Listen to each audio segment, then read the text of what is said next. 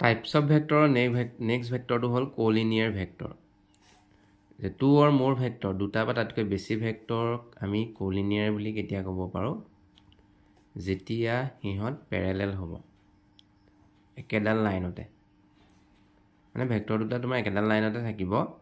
vector দুটা যদি আমি parallel দেখাই দিব পাৰো তেতিয়া আমি ভেক্টৰ দুটা collinear বুলি ক'ব পাৰো irrespective their magnitude and direction যে magnitude আৰু direction এটা বেলেগ বেলেগ হ'ব পাৰে কিন্তু parallel হ'ব লাগিব এটো হল আমাৰ বেসিক ডেফিনেশন কিন্তু আমি ভেক্টৰ দুটা collinear দেখাবলৈ হলে এই ডেফিনেশনটোৰ সহায়ত আমি কৰিবলৈ অলপ জটিল তা আমি আন এটা ডেফিনেশনৰ সহায় লম যে two vector a and b are collinear if we can express as b is equal to lambda a vector মানে b vector টুক a vector মাল্টিপলস হিচাপে প্ৰকাশ কৰিব পাৰিব লাগিব বা পূৰণফল হিচাপে প্ৰকাশ কৰিব পাৰিব লাগিব যত lambda যিকোনো ৰিয়েল স্কেলাৰ হ'ব পাৰে কিন্তু 0 হ'ব নোৱাৰে নন জিৰো হ'ব লাগিব non zero scalar lambda is a non zero scalar হ'ব লাগিব অৰ্থাৎ আমি এটা এক্সাম্পলৰ সহায়ত চেক কৰি চাও যে a ভেক্টৰ তোমাক দিয়া আছে 2ik + 3jk + 4k আৰু b ভেক্টৰ দিয়া আছে 4i + 6j + 8k এতিয়া b ভেক্টৰটো আমি দেখিছো 4i + 6j + 8k এন্ড প্ৰত্যেকৰ পৰা যদি আমি 2 এটা কমন লৈ লওঁ তেতিয়া ব্ৰেকেটৰ ভিতৰত থাকিব twice i + 3j + 4k আৰু ব্ৰেকেটৰ যোনটো অংশ সেই অংশটো আমাৰ কোনটো ভেক্টৰ হল a ভেক্টৰটো হেতু দিয়া আছিল তো আমি ইয়াক এনে ধৰণে লিখিব পাৰো 2 of a vector মানে twice of a vector double হিচাপে আমি প্ৰকাশ কৰিব পাৰিলো অৰ্থাৎ b টো কেনেকৈ লিখিব পাৰিলা b = twice of a vector অৰ্থাৎ b ভেক্টৰটোক a ভেক্টৰৰ দুগুণ হিচাপে লিখিব পাৰিলা এনেকৈ যদি এক্সপ্ৰেছ কৰিব পাৰা তেন্তে ভেক্টৰ দুটাক আমি collinear বুলি ক'ব পাৰো ক্লিয়াৰ হৈছে নে যে দুটা ভেক্টৰ a আৰু b তোমাক দিয়া আছে b ভেক্টৰটোৰ কম্পোনেন্ট বিলাকৰ পৰা তুমি 2 কমন লৈ ললা 2 কমন লোৱাৰ ফলত আমি যেটো ভেক্টৰ পালো হেতু আকৌ a ভেক্টৰে হল a ভেক্টৰ তাৰ জাগাত a ভেক্টৰ লিখি দিলো অৰ্থাৎ b টোক আমি টুৱাইস a ভেক্টৰ হিচাপে লিখিব পাৰিলো অৰ্থাৎ আমি কোনটো ফৰ্মত লিখিব পাৰিলো যে b vector = lambda a vector তো lambda যিকোনো নাম্বাৰ হ'ব পাৰে খালি নন জিৰো হ'ব লাগিব 0 হ'ব নোৱাৰে তো এই ক্ষেত্ৰত আমি ক'ব পাৰো যে a আৰু b টো তোমাৰ collinear হ'ব লাগিব এটা আমি নেক্সট আৰু এটা কোৱেশ্চন সলভ কৰি চাও টেক্সট বুকত আমাক দিয়া আছিল যে show that the vector twice i + 3j + 4k and -4i + 6j - 8k are collinear তো a ভেক্টৰ লিখি ললা b ভেক্টৰ লিখি ললা b টো তুমি লিখি ললা এনেকে -4i + 6j - 8k ইয়াৰ পৰা যদি প্ৰত্যেকৰ পৰা যদি আমি -2 টো কমন লৈ লওঁ তো ব্ৰেকেটৰ অংশটো থাকিব twice i - 3j + 4k = -2a vector অৰ্থাৎ ইয়াত আমি এনেকৈ লিখিব পাৰো lambda a ভেক্টৰ যত lambda টো হ'ব -2 তো b ক আমি lambda a ভেক্টৰ হিচাপত ফৰ্মত লিখিব পাৰিলো গতিকে ভেক্টৰ দুটা আমি collinear বুলি ক'ব পাৰো তো এই ধৰণেও আমি কৰিব পাৰো নাইবা আমি আৰু এটা টাইপত কৰিব পাৰো যে a ভেক্টৰটো যদি তোমাৰ কম্পোনেন্ট ওয়াইজ দিয়া আছে ধৰিলো a1ik + a2jk + a3k আৰু b ভেক্টৰটো তোমাক দিয়া আছে যেনিবা b1ik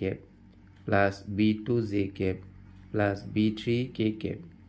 তো এটো collinear বুলি যদি দেখাবলৈ হয় a আৰু b collinear বুলি যদি দেখাবলৈ হয় বা collinear যদি হ'বলৈ হয় তেন্তে এতৰ কম্পোনেন্ট বিলাকৰ ৰেশিও বিলাক ইকুৱেল হ'ব লাগিব অৰ্থাৎ a1/b1 = a2/b2 = a3/b3 ইয়াৰ ভ্যালুটো যিকোনো নাম্বাৰ মই সাপোজ lambda বুলি ধৰি লৈছো যে এতৰ ৰেশিও বিলাক যদি ইকুৱেল হৈ যায় তেতিয়াও আমি ভেক্টৰ দুটা collinear বুলি ক'ব পাৰো তো এই ধৰণেও আমি দেখাব পাৰো তোমালোকৰ যোনটো সুবিধা পোৱা হেতু মতে দেখুৱালে হ'ল তো কেতিয়াবা 1 মাৰ্কৰ কোৱেশ্চন কৰি দিব পাৰে তেতিয়া এনেকুৱাও থাকিব পাৰে তেহেতৰ ৰেশিও বিলাক যদি ইকুৱেল হৈ যায় তেন্তে ভেক্টৰ দুটাক আমি collinear বুলি ক'ব পাৰো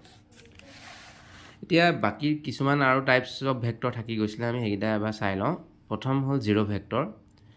ভেক্টৰ কাক কোৱা হয় যে এটা ভেক্টৰৰ যদি ইনিশিয়াল পইণ্ট আৰু টাৰ্মিনেল পইণ্ট এই দুইটা যদি কোইনসাইড কৰে মানে একেটাই হৈ পৰে তাক আমি জিৰো ভেক্টৰ বুলি কওঁ ধৰি লোৱা তুমি এটা লাইন ললা ab নামৰ এটা লাইন ললা এই বি পইণ্টটো যদি তুমি চপাই আনি ইয়াত পেলাই দিয়াহি তেতিয়া বি আৰু এ কোইনচাইড কৰি যাব মানে বি এৰ ওপৰতে বি পৰি যাব আৰু তেনে ক্ষেত্ৰত ইয়াৰ মেগনিচিউডটো কি হৈ যাব 0 হৈ যাব তো সেইকাৰণে আমি ইনিচিয়েল আৰু টাৰ্মিনেল পইণ্টটো যদি কোইনচাইড কৰে মানে এটাৰ ওপৰত আনটো পৰি যায় বা মিলি যায় তেন্তে আমি এটা ভেক্টৰক 0 ভেক্টৰ বা আনহাতে নাল ভেক্টৰ বুলিও ক'ব পাৰোঁ 0 ভেক্টৰৰ cannot be assigned a definite direction 0 vector কোনটো ডিৰেকশ্যনত থাকিব সেইটো আমি এছাইন কৰিব নোৱাৰোঁ কোনো ডেফিনিট ডিৰেকশ্যন নাই আৰু ইয়াৰ খালি আমাৰ 0 মেগনিচিউড হ'ব ডিৰেকশ্যন নহয় 0 মেগনিচিউড তো নেক্সট আহিলে কোইনিচিয়েল ভেক্টৰ দুটা বা তাতকৈ বেছি ভেক্টৰক আমি ইনিচিয়েল পইণ্টটো যদি সেম হয় তেতিয়াক আমি কোইনিচিয়েল ভেক্টৰ বুলি কওঁ আমি ছবিটোৰ সহায়ত যদি চাওঁ